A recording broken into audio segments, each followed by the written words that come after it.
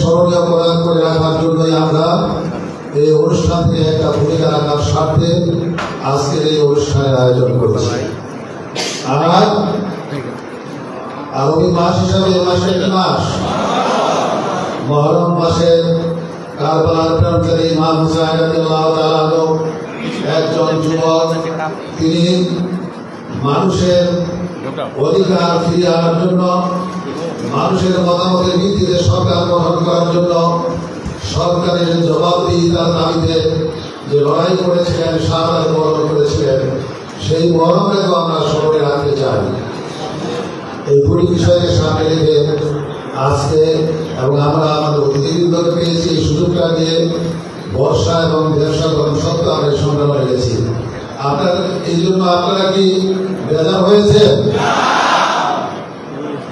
আজকে এখানে আমার সাথে কিছু আগে যে বক্তব্য রেখেছেন আমাদের হান্নান মিয়াজি, তিনি ঢাকা বিশ্ববিদ্যালয়ের ছাত্র নেতা ছিলেন, সেখানে এসিসি হিসাবে গুরুত্বপূর্ণ তিনি ব্যবসা এবং তার পেশাগত কার্যক্রম পরিচালনা করে থাকেন।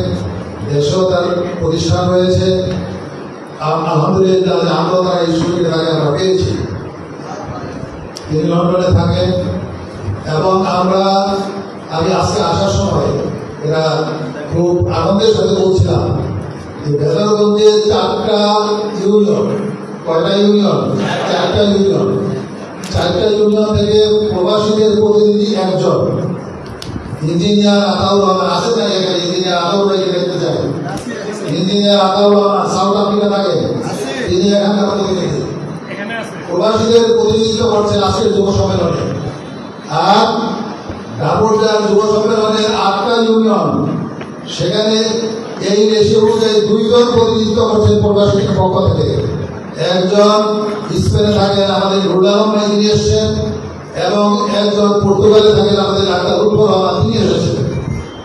আর আগামীকালকে গোসাইহাটেও যুব সম্মেলন হয়েছে, সেখানে আমাদের প্রবাসীদের 8টা ইউনিয়নে আমার ওই রেশিও অনুযায়ী 2 জনের প্রতিনিধিত্ব আছে।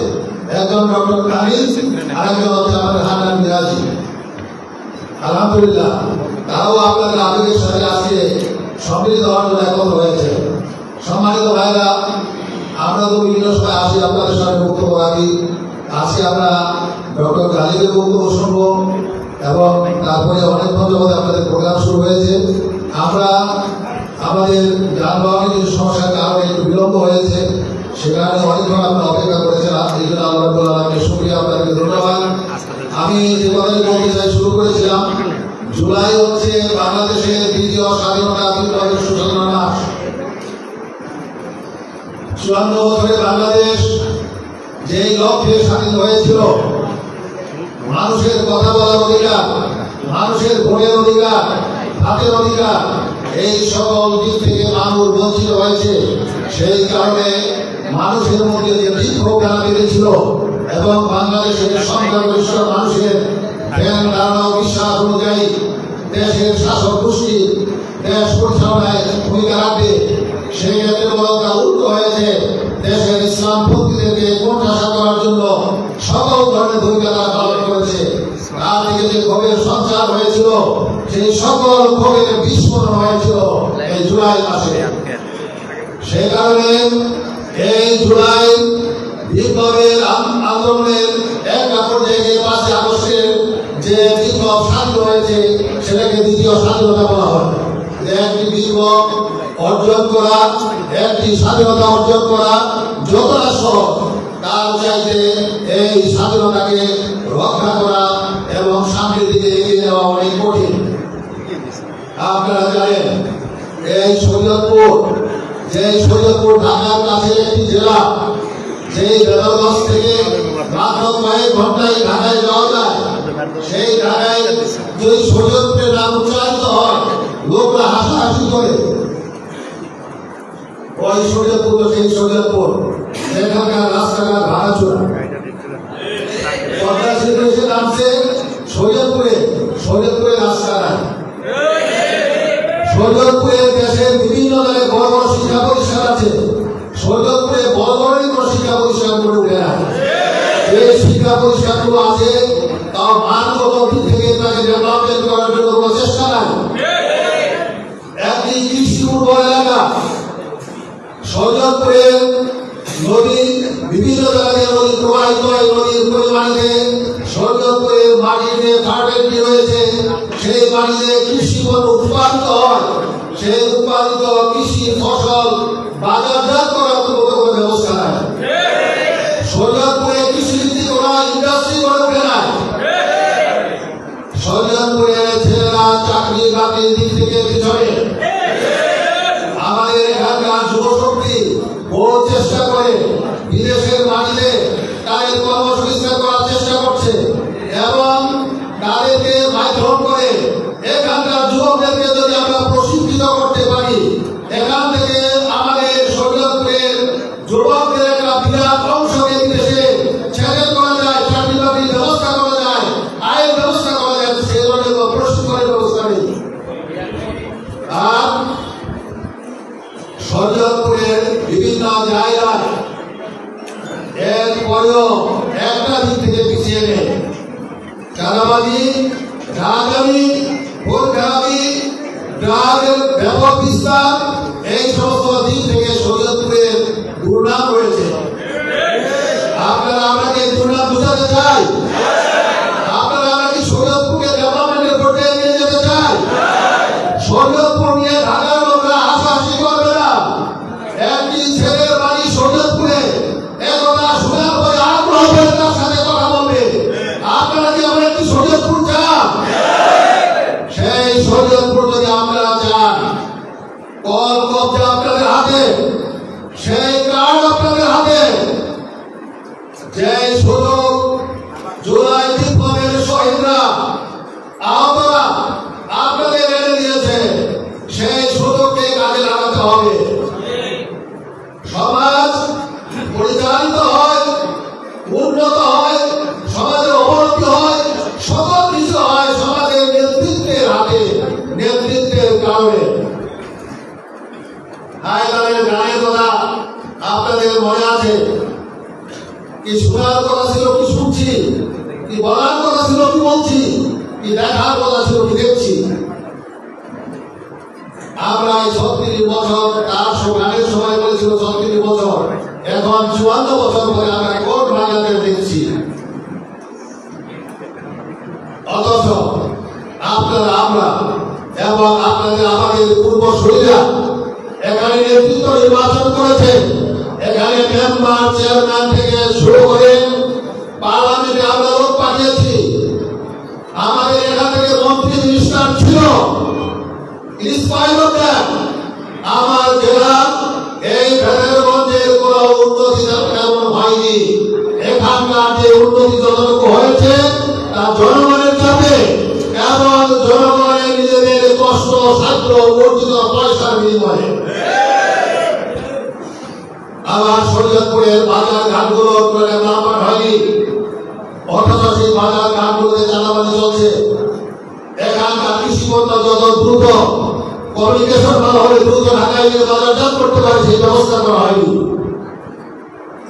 আগামী দিন যদি আপনারা আপনাদের মেম্বার, চেয়ারম্যান থেকে পার্লামেন্ট সদস্য নির্বাচন করার ক্ষেত্রে বিবেক বুদ্ধিকে কাজে লাগিয়ে ভূমিকা রাখেন, তাহলে শরীয়তপুর সারা দেশের মানুষের কাছে একটি আগ্রহের জেলা হিসাবে আবির্ভূত হতে পারে। আপনারা কি সেই জন্য প্রস্তুত আছেন? আমি যুবকদেরকে বলবো, মোবাইলের পর্দায় স্ক্রল করে করে তোমাদের সময় ব্যয় না করে বরং ওঠো, জানো তোমরা হাজী শরীয়তুল্লাহ উদ্দেশ্যে ইসহাকা তিতুমিরের বংশধর, তোমাদেরকে বিদেশি শক্তির আগ্রাসন থেকে বাংলাদেশকে রক্ষা করতে হবে। তোমার উপজেলাকে, তোমার জেলাকে বাংলাদেশ ও বিশ্বের মানচিত্রে সম্মানের জায়গায় তোমাকে নিয়ে যেতে হবে। সেই কারণে আগামী দিন আর কোন ভুল নেতৃত্বকে সামনে আনা যাবে না। আমি অনেক জায়গায় বলেছি, এক ঝুড়ি আম আছে, পোকা পচা তার মাঝে যদি আপনার আম কেনা দরকার হয়, অথবা এক বস্তা আলুর ভিতর থেকে যদি আপনার 1 কেজি আলু কেনা দরকার হয়, আপনি তুলনামূলক ভালো ভালো বেশি ভালোটা কেনেন না? ভালোটা বেশি পরে দিয়ে ব্যাগে ভরেন না? সমাজে বিভিন্ন লোকরা ভোটের সময় আসে, তার মাঝ থেকে আপনাকে বেছে লোক নির্বাচন করা উচিত না? শুধু আপনি বেছে তাকে ভোট দেবেন তাই নয়, বরং যিনি সঠিক লোক তার জন্য জীবনকে বাজি রেখে ময়দানে কাজ করতে হবে। আমাদেরকে মনে রাখতে হবে, ভোটের আমানত হচ্ছে সবচাইতে গুরুত্বপূর্ণ আমানত। আমি যেন ভোটের সময় টাকার সরাসরিতে নিজেকে নিলামে না তুলি, সেই বিষয়ে আমাকে সংকল্পবদ্ধ হতে হবে। আমি আর কথা সামনে আগাবো না। আমার বিশ্বাস আপনারা আমার কথাকে বুঝেছেন। আগামী নির্বাচনে আমাদেরকে কি ভূমিকা রাখতে হবে। আপনারা এই মতো গানে শুনেছেন, বাংলাদেশ জামাত ইসলামী শরীয়তপুর দিনে এই নির্বাচনী এলাকায় আগামী পার্লামেন্ট নির্বাচনে আমাকে নমিনি হিসাবে এখানে মনোনীত করে রেখেছে এবং এই মনোনয়ন চূড়ান্ত পর্যায়ে থাকলে এবং আগামী নির্বাচনের সময় ঘোষিত হলে আপনাদের মাঝে আমি যাব, কথা বলবো এবং আপনাদেরকে নিয়ে আজকের থেকে যে পথ চলা শুরু হলো, এই ফেডারগঞ্জের 4টি ইউনিয়নের আমার যুবক ভাইরা সকলেই আপনাদেরকে নিয়ে আমি একসাথে হাঁটতে চাই। আপনাদের এই উপজেলা এবং শরীয়তপুরের দিনের ভাগ্য রচনা করার জন্য আপনাদের সাথে মাঠে ঘাটে গ্রামে গঞ্জে মহল্লায় আমি ঘুরে বেড়াতে চাই। আপনারা আমাকে সহযোগিতা করতে রাজি আছেন? আল্লাহ রাব্বুল আলামিন এই হাতগুলো কবুল করুন। আমি ডাবুরগাঁতে আমার ছোটবেলা পড়াশোনা করেছি, তারপরে ফরিদপুর রাজেন্দ্র কলেজে, এরপরে ঢাকায় পড়াশোনা করেছি এবং ইসলামী ছাত্র আন্দোলনের দায়িত্বের কারণে শরীয়তপুরের গোসাইরহাট উপজেলার ফুলেরচর থেকে শুরু করে রামভদ্রপুর ইউনিয়নের শেষপাড়া পর্যন্ত আমি ছুটে বেরিয়েছি। তখন আমার বয়স অনেক কম ছিল। আলহামদুলিল্লাহ আজকে গাড়ি এখানে চলে আসলাম, কিন্তু এক সময় হাঁটার পথ ছিল। হেঁটে হেঁটে এই ফেডারগঞ্জের বিভিন্ন স্কুলে আমি গিয়েছি, ছাত্রদের মাঝে ইসলামী চেতনা সৃষ্টির জন্য কাজ করেছি। আজকে আলহামদুলিল্লাহ সেই শরীয়তপুরে আপনাদের সাথে কাজ করার জন্য বাংলাদেশ জামাত ইসলামী আমাকে পার্লামেন্ট ইলেকশনে যে মনোনয়ন দিয়ে রেখেছে, সেই মনোনয়নকে সামনে রেখে আপনাদেরকে নিয়ে আমি কাজ করতে চাই। আশা করি আগামী দিন বেদরগঞ্জের যুব সমাজ একটি শক্তিশালী ভূমিকা আগামী নির্বাচনে রাখবে। আল্লাহ আপনাদের আমাদের সকলকে তৌফিক দান করুন। ওয়া তাওফিক ইল্লা বিল্লাহ। আসসালামু আলাইকুম ওয়া রাহমাতুল্লাহ। ধন্যবাদ।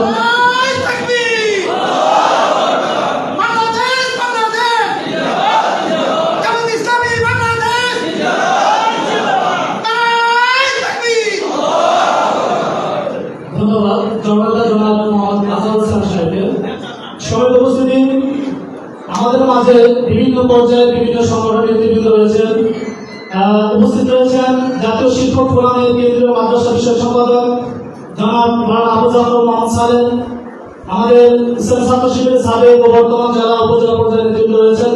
আমাদের সবাই স্বল্পতার কারণে আসলে কথা বলার সুযোগ দিতে পারছি না, যেন আন্তরিকভাবে দুঃখিত। সবাই উপস্থিতি এই পর্যায়ে বক্তব্য রাখবেন আজকের এই যুব সম্মেলনের প্রধান বক্তা, বাংলাদেশ ইসলামী ছাত্র শিবির ঢাকা বিশ্ববিদ্যালয়ের সাবেক সভাপতি, যুক্তরাষ্ট্রের হাওয়ার্ড বিশ্ববিদ্যালয়ের সহকারী অধ্যাপক জনাব ডক্টর মির্জা গালিব। বক্তব্য রাখবেন জনাব ডক্টর মির্জা গালিব।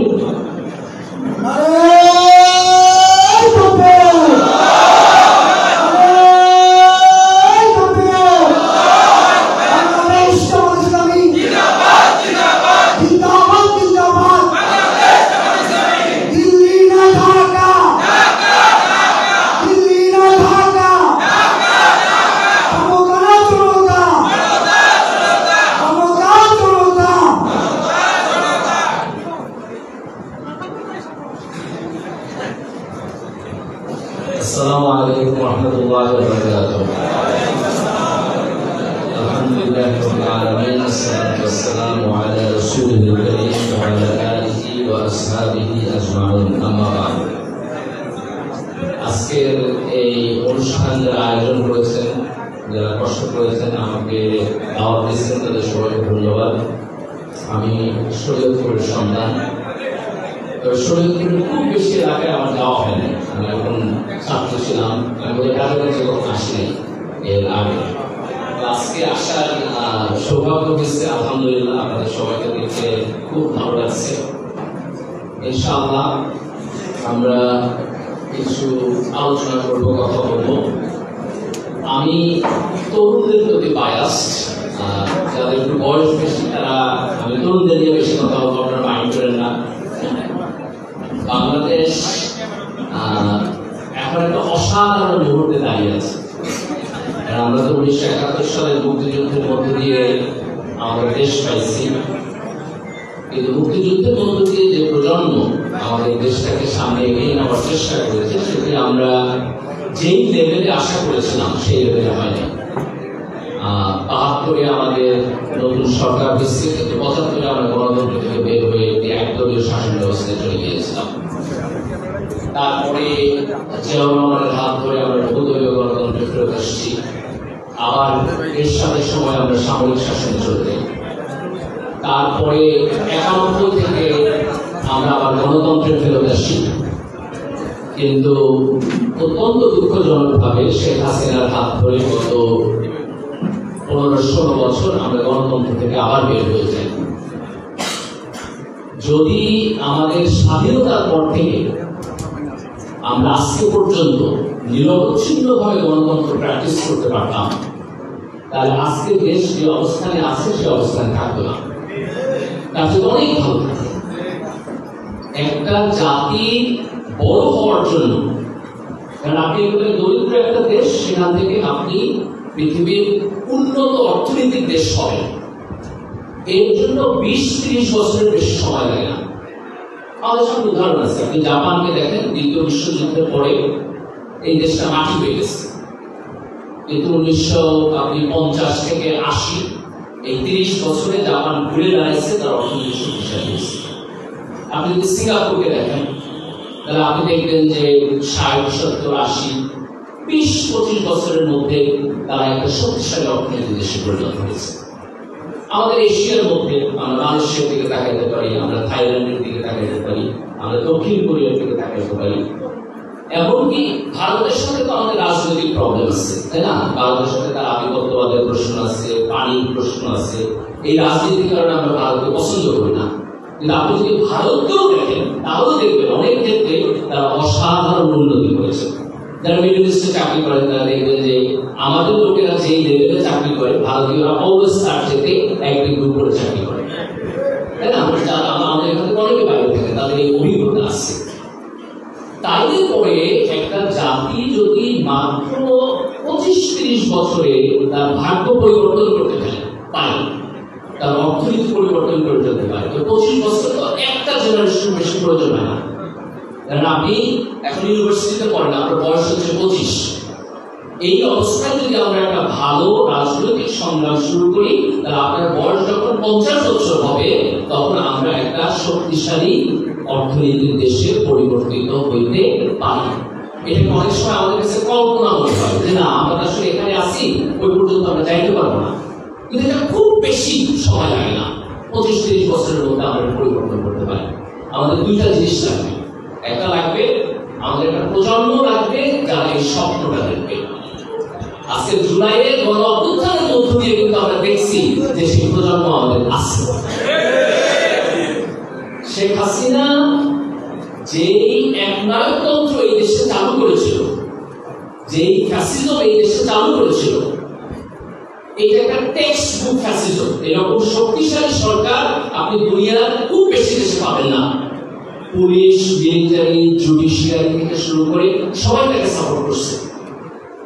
এই শক্তিশালী সরকারকে রাস্তায় দাঁড়াইয়া একটা জেনারেশন 2 মাস হয়নি, 36 দিনের আন্দোলনে তাকে শেষ করেছে। আমি বিশ্বাস করি এই এই দেশের সবকিছু পরিবর্তন সম্ভব।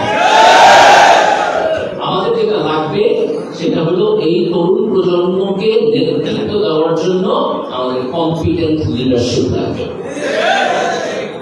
যারা বক্তৃতা দিতে দাঁড়াইয়া 15, 20, 25 মিনিট নেতার গুণগান করবে না, যারা বক্তৃতা দিতে দাঁড়াইয়া চিৎকার চেঁচামেচি করবে না, যারা মানুষের সমস্যা নিয়ে কথা বলবে, দেশের সমস্যা নিয়ে কথা বলবে, দেশকে আগামী 10 বছর পর কোথায় নিয়ে যেতে চায় সেটি নিয়ে কথা বলবে। যেমন ধরেন আজকে আমাদের দেশ অর্থনীতিতে যে অবস্থায় দাঁড়িয়ে আছে তার একটা বড় কন্ট্রিবিউশন হলো যারা বিদেশে থাকে, ফরেন রেমিটেন্স, তাই না? আমাদের দেশের লোকদের মধ্যে প্রায় 90% হচ্ছে আপনার মিডল ইস্টে যায়, আর কিছু মানুষ চির হয়ে যায়। আপনি যদি এখন চিন্তা করেন যে আজকে থেকে 20 বছর পরে এই ফরেন রেমিটেন্সের মার্কেটটা কেমন হবে, তাহলে দুইটা শিখাইতে পারেন, জাপানিজ ভাষা শিখাইতে পারেন, তাহলে সে যত টাকা এখন ইনকাম করে তার চেয়ে অনেক বেশি ইনকাম করে। তাহলে এই দুইটা পরিবর্তন হবে। এখন এই যে দুইটা পরিবর্তন হবে, যে ইউরোপের মার্কেট ওপেন হবে আর আপনার স্কিল লাগবে, তাহলে আমি যদি আমার জনশক্তিকে এটার জন্য তৈরি না করি, তার আজকে থেকে 10 বছর পরে কি আমার ফরেন রেমিটেন্স থাকবে? আজকে যে অবস্থায় আছে থাকবে না। তাহলে আমার এমন একটা পলিটিক্যাল লিডারশিপ দরকার যে এটা বুঝবে আজকে থেকে 10 বছর পর আমার দেশ কোন জায়গায় যাবে, তার জন্য আমার কি প্রয়োজন, সেই প্রয়োজনটা যেন আমি এখন তৈরি করতে পারি। কোথা থেকে তৈরি করবো? আমি সরকারের সাপোর্ট দিয়ে তৈরি করবো। সরকার যদি প্যাট্রোনাইজ না করে তাহলে কিন্তু সুবিধা হবে না। তাহলে আমার লোকদেরকে প্রশিক্ষণ দিতে হবে, তাদের বাইরে যাওয়ার জন্য যাতে জমি বিক্রি করে টাকা নিয়ে যাইতে না হয়, ব্যাংক যেন লোন দেয়, এই সুযোগ যেন থাকে, সরকারের কাছ থেকে যেন বিনা সুদে তারা লোন নিতে পারে, সে দেশের বাইরে ইনকাম করবে, ইনকাম করে দিয়ে যাবে। তো এইরকম একটা সরকার ব্যবস্থা আমাদের দরকার।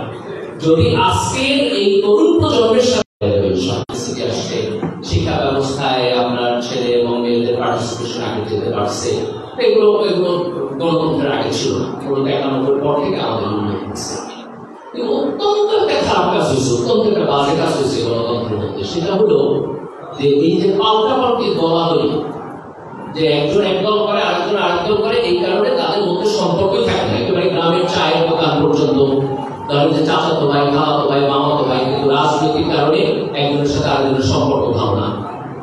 এই যে দলাদলি, এইটা একেবারে আপনার ঢাকা শহর থেকে শুরু করে আমাদের গ্রাম পর্যন্ত সাধারণ মানুষের জীবনযাত্রার মধ্যে চলে আসছে। একটা জাতি, একটা দেশ যদি তার নিজেদের মধ্যে মারামারি করে, সারাক্ষণ মনে করে যে তুমি আর দলের, এই কারণে তুমি এত খারাপ মানুষ, এত দূরের মানুষ যে তোমার সাথে আমার কোনো সামাজিক সম্পর্ক নাই, তাইলে সেই দেশ এবং জাতির পক্ষে উন্নয়ন সম্ভব না।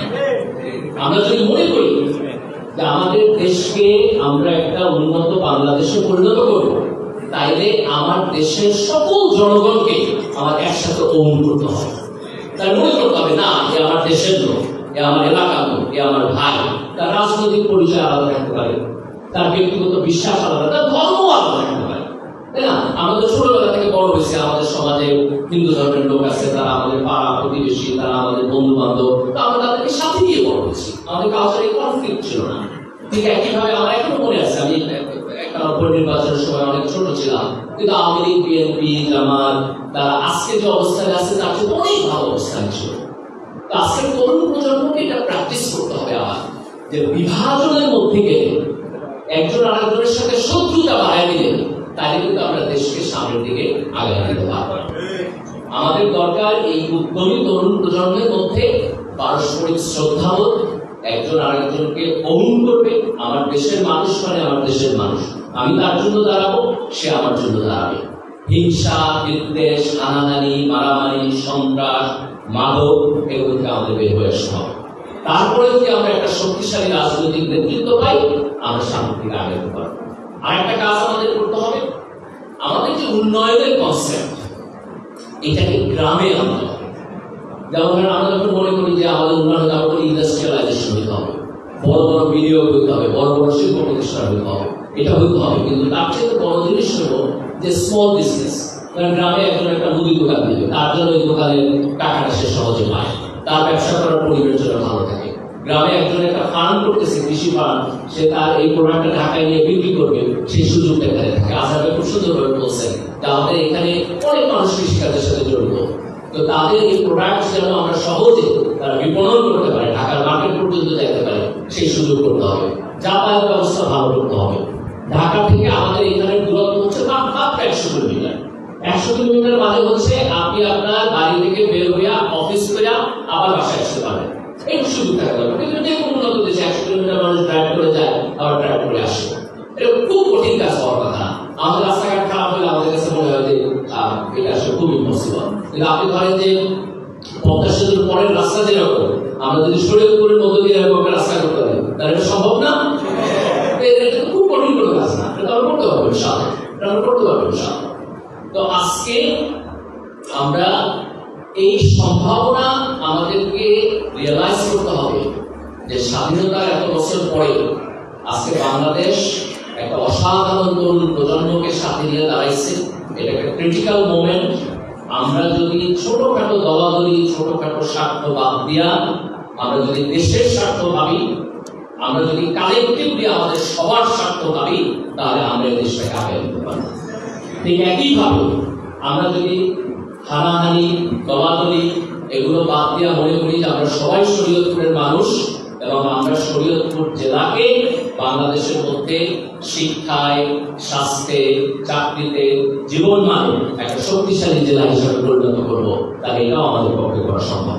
শরীয়তপুরের অনেককে আমি দেখেছি খুব ভালো পড়াশোনা করা, ভালো চাকরি করা, বহু জায়গায় আমাদের কোয়ালিফাইড লোক আছে। আমরা যদি তাদেরকে এখানে বেশি ইনভলভ করতে পারি, আমাদের শিক্ষা ব্যবস্থা ভালো করতে পারি, আমাদের চিকিৎসা ব্যবস্থা ভালো করতে পারি, যাতে ছোটখাটো অসুস্থতার জন্য আমরা ঢাকায় যেতে হবে না, আপনি যদি এখানে বসেই চিকিৎসা করতে পারেন, তাহলে মানুষ এখানে থাকতে কমফোর্ট ফিল করবে, যে ঢাকাতে চলে যাওয়ার চেষ্টা করবে না। অনেক অভিভাবক আছেন যারা সন্তানকে পড়ানোর জন্য চলে যায়, ঠিক আছে, ইউনিভার্সিটিতে যাবে আপনার সন্তান, সেটা গেছে, কিন্তু ভালো স্কুল থাকতে হবে, ভালো মাদ্রাসা থাকতে হবে, যাতে করে আমার সন্তানকে আমি এখানেই পড়াতে পারি। তাই করে সবাই ঢাকা শহরমুখী হবে না, এবং গ্রামে উন্নয়নকে আমাদের বিকেন্দ্রীকরণ করতে হবে। তো আজকে আমি যেটা আশা করবো, দুইটা এখানে জামাত ইসলামের নেতৃবৃন্দ আছে সবাই, আর তরুণ প্রজন্মের অনেকে আছে, আমি দুইটা জিনিস আশা করবো। একটা হচ্ছে যে তরুণ প্রজন্মকে অন্তরের মধ্যে দেশকে ধারণ করতে হবে, দেশকে ধারণ করতে হবে। দলের চাইতে দেশ সবসময় বড়, দল, ব্যক্তি, গোষ্ঠী তার চাইতে দেশ বড়। আমাদেরকে বাংলাদেশ নিয়ে ভাবতে হবে, সবাইকে নিয়ে ভাবতে হবে। আর রাজনৈতিক নেতৃবৃন্দ যারা আছেন তাদেরকে সততার সাথে এই তরুণ প্রজন্মকে নেতৃত্ব দিতে হবে। এইভাবে আমরা যদি গণতান্ত্রিক প্রক্রিয়ার মধ্যে, যে ধরেন আমরা সুষ্ঠুভাবে ভোট হইতেছে, মানুষ ভোট দিতে পারতেছে, আমরা এভাবে 1টা, 2টা, 3টা, 4টা ইলেকশন যদি যেতে পারি 4-20 বছর, এবং এই 20 বছর যদি আমাদের দেশে শান্তি থাকে, আপনি অশান্তি করতেছেন না, চুরি ডাকাতি বদমাইশি কমে গেছে, ভালো পলিটিক্যাল লিডারশিপ দেশটাকে আগে নিয়ে যেতেছে, তাই এদের পরে মাত্র 20 বছরের মধ্যে আমরা দেশের চেহারা পাল্টাই দিতে পারবো। আমাদের রাজনীতি যেন এইটা হয় যে আমরা 20 বছরে আমাদের দেশকে পাল্টাই দিব, আমরা 20 বছরে আমাদের শরীয়তপুরকে পাল্টাই দিব। এই রাজনৈতিক সংগ্রামে আজহার এখানে আছেন, অন্যান্য রাজনৈতিক নেতৃবৃন্দ আছেন, আমি সবাইকে অনুরোধ করবো তারা যেন দেশের প্রতি এবং মানুষের প্রতি এই কমিটমেন্টকে সামনে রেখে আগামী দিনে শরীয়তপুরের জন্য কাজ করেন। আমি যতদিন, আমি তো এখনো দেশে পারমানেন্টলি নাই, ইনশাআল্লাহ আসবো, দেশে আসার জন্য আছি, আমার সামর্থ্যের জায়গা থেকে আমি ইনশাআল্লাহ সবসময় আপনাদের সাথে আছি। শরীয়তপুর আমার জন্মভূমি, এটা আমার এলাকা, আমি ইনশাআল্লাহ আল্লাহ আমাকে তৌফিক দান করুক, আমরা সবাই মিলে আজকে যে অসাধারণ সম্ভাবনা তৈরি হচ্ছে, এই সম্ভাবনাকে সামনে রেখে আমরা যেন আমাদের জেলা এবং আমাদের দেশের সার্বিক অর্থনৈতিক উন্নয়নে আমরা যেন ভূমিকা পালন করতে পারি। আল্লাহ সুবহানাহু ওয়া তাআলা আমাদের সেই তৌফিক দান করুক। আমিন। আসসালামু আলাইকুম ওয়া রাহমাতুল্লাহি ওয়া বারাকাতুহু।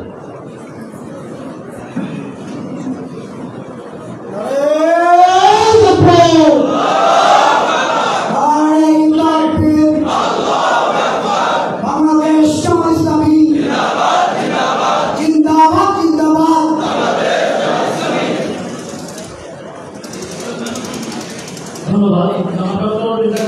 তার গুরুত্বপূর্ণ সময় থেকে আমাদের এখানে এসে সময় দেওয়ার জন্য। সময় উপস্থিতি এই পর্যায়ে বক্তব্য রাখবেন আজকের এই যুব সম্মেলনের প্রধান অতিথি, বাংলাদেশ জামায়াত ইসলামী শরীয়তপুর জেলা শাখার সম্মানিত আমির হাজর আলমের উস্তাদ জনাব অধ্যক্ষ মাওলানা আব্দুর রব হাশিমি। বক্তব্য রাখবেন অধ্যক্ষ মাওলানা আব্দুর রব হাশিমি।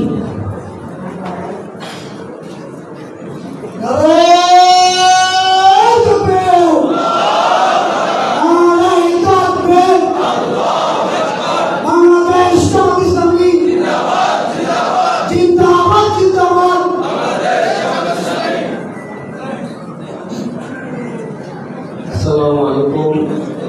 আলহামদুলিল্লাহি রাব্বিল আলামিন ওয়া সলাতু ওয়া সালামু আলা সাইয়্যিদিল আমবিয়া ওয়াল মুরসালিন ওয়া আলা আলিহি ওয়া সাহবিহি ওয়া বারিক ওয়াসাল্লাম।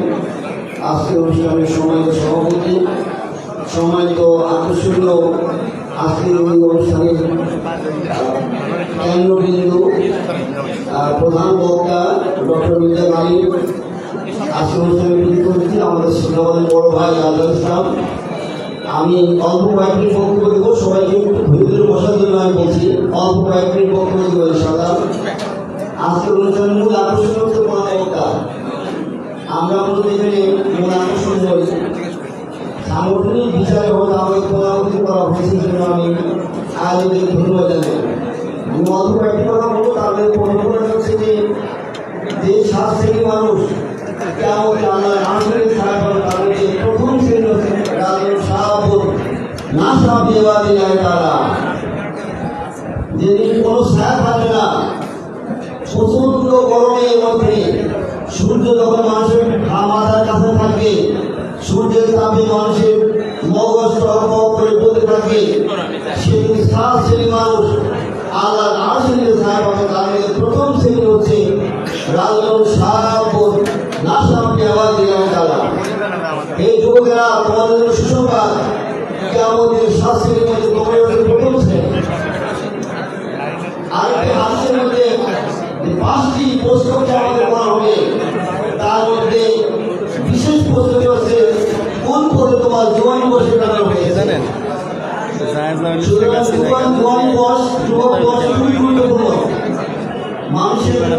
সারা জীবন সম্পর্কে প্রশ্ন করা হবে।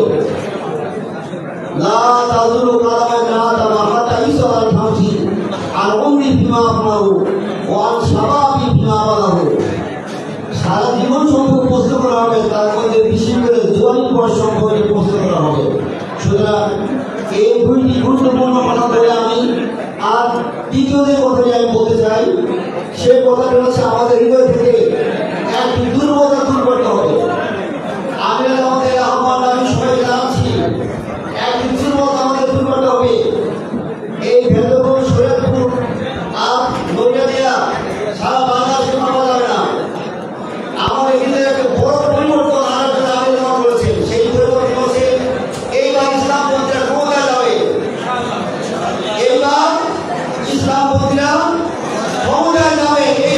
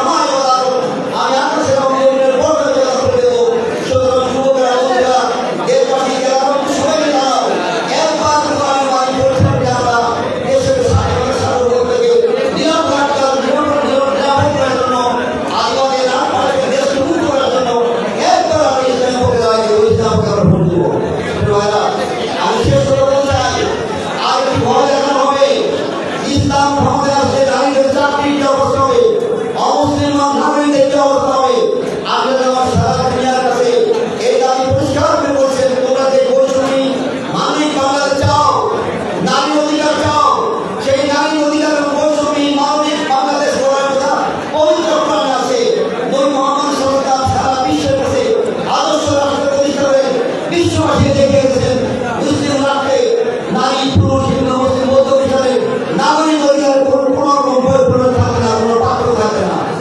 500 বছর উসমানী খেলাফত সারা দুনিয়ার সাক্ষী, সে নাগরিক অধিকারের ক্ষেত্রে ইসলাম কোনো বৈষম্য করে না।